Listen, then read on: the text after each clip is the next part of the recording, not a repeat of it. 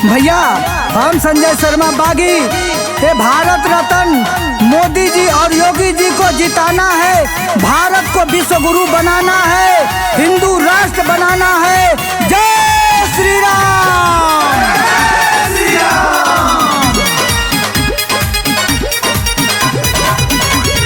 मोदी जी के बज गईल दुनिया में डंका, योगी जी ढाई देला विपक्षी के लंका।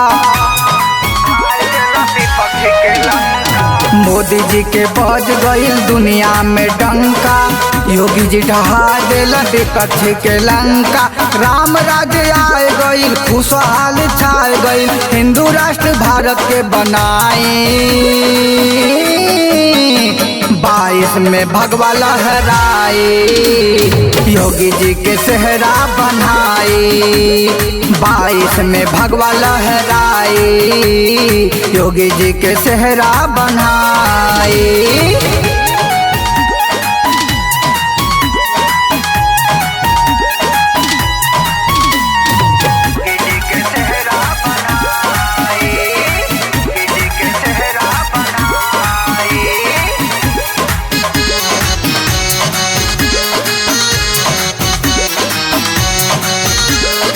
सेहरा बांध के जब चले अमित शाह हो, सूझे न कवनो विपक्षी के राह हो। हिंदू मुस्लिम खुश सिख ईसाई, यही शांति से विपक्ष गईल पगलाए।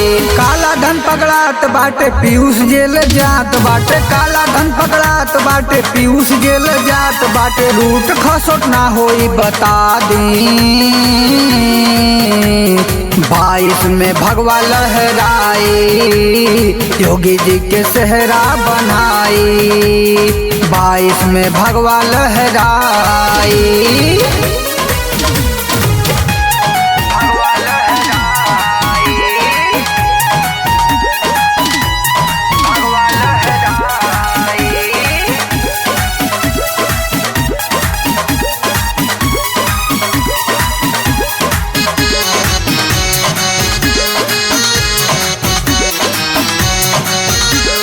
हटल 3 तलाक आजाद भइल कश्मीर हो, दूध अगर मंगबा तो देब हम खीर हो।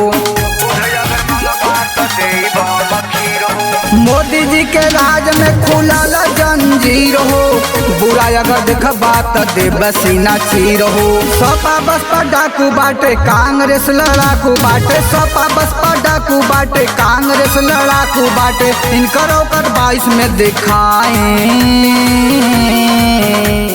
22 में भगवा लहराए, योगी जी के सेहरा बनाए। 22 में भगवा लहराए।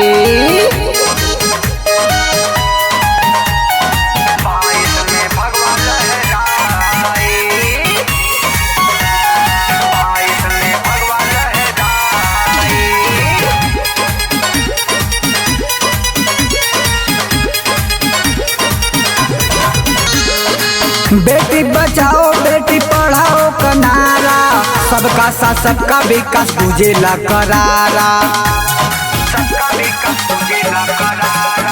एक भारत श्रेष्ठ भारत रही हरदम हो, 56 इंची कसीना 20 हरदम हो। सब भाई जाग गईला चोर बेईमान भाग गईला, सब भाई जाग गईला चोर बेईमान भाग गईला। संजय शीतली बात फैला दे,